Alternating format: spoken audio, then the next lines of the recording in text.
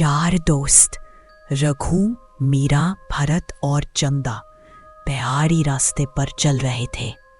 रघु ने मजाक में कहा, देख लेना, सूरज ढलने से पहले हम खंडहर तक पहुंच जाएंगे।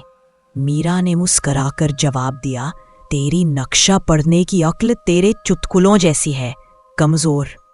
भरत हाथ में नक्शा लिए रास्ता समझने की कोशिश कर रहा था और चंदा धुंध में ढकी पहाड़ियों की तस्वीरें खींच रही थी। वे सब असली पगडंडी छोड़कर एक पुराने किस्से के पीछे भटक गए थे। सुना था कि इस घाटी में एक वीरान स्कूल है जहां पुरानी मेज़ों पर बच्चों के नाम खुदे हैं और घंटा घर बैलों में दब चुका है।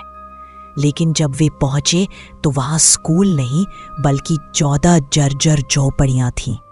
खिड़कियां टूटी हुई, छतें गायब।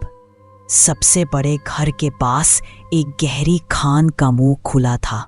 लकड़ी के सहारे सड़ चुके थे और अंधेरा अंदर तक खींचा चला जा रहा था। भरत ने नक्शा मोड़ते हुए कहा, यह गलत खंडर है। चंदा कांप उठी, चलो आग जलाते हैं। वे एक झोपड़ी में दाखिल हुए। किसी तरह आग जलाई गई। भीगी लकड़ी चटक रही थी और दीवारों पर डरावनी छायाएं बन रही थी। तभी भरत ने धीमे स्वर में कहा, तुम सबको आवाज आ रही है? ये तप तप की। वो आवाज खान से आ रही थी, जैसे कोई पत्थर बजा रहा हो। मीरा ने बात टाल दी, बस हवा से पत्थर खिसक रहे होंगे।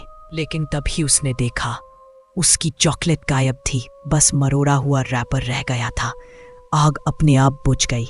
चंदा की टॉर्च भी गायब हो गई। डर सबके चेहरे पर साफ दिखने लगा। जब वे बाहर आए तो मीरा अचानक जम गई।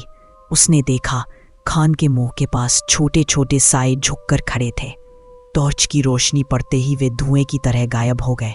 रघु ने हिम्मत दिखाने की कोशिश की, ये सिर्फ धुंध है, आंखों का धोखा, और वो खान की ओर बढ़ गया। अगले ही पल जमीन गहरी गड़गड़ाहट से कांप उठी। अंधेरे से निकली आवाज किसी जानवर की नहीं थी, वो कहीं गहरी और डरावनी थी। वे सब घबराकर खान के आसपास खोजबीन करने लगे। तभी चंदा के पैर से मिट्टी हटी और एक पुरानी डायरी मिली। पन्नों पर लिखा था, टॉमी नॉकर्स हमें खान के सोने और शीशे तक ले जाते थे, लेकिन जब हमने उन्हें भेंट देना बंद किया, लोग गायब होने लगे। खान गिरने लगी और अंधेरे में फुसफुसाहट गूंजने लगी। आगे के पन्ने फटे हुए थे। अचानक खान से भरत की चीख आई, मदद करो, ये चंदा को ले गया। मीरा और रघु टॉर्च लेकर अंदर भागे।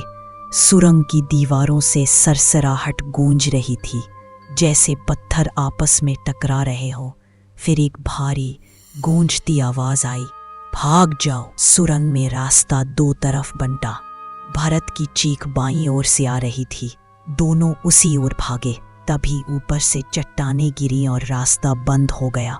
धूल के बीच रघु कहीं दबकर गायब हो गया। मीरा अकेली रह गई।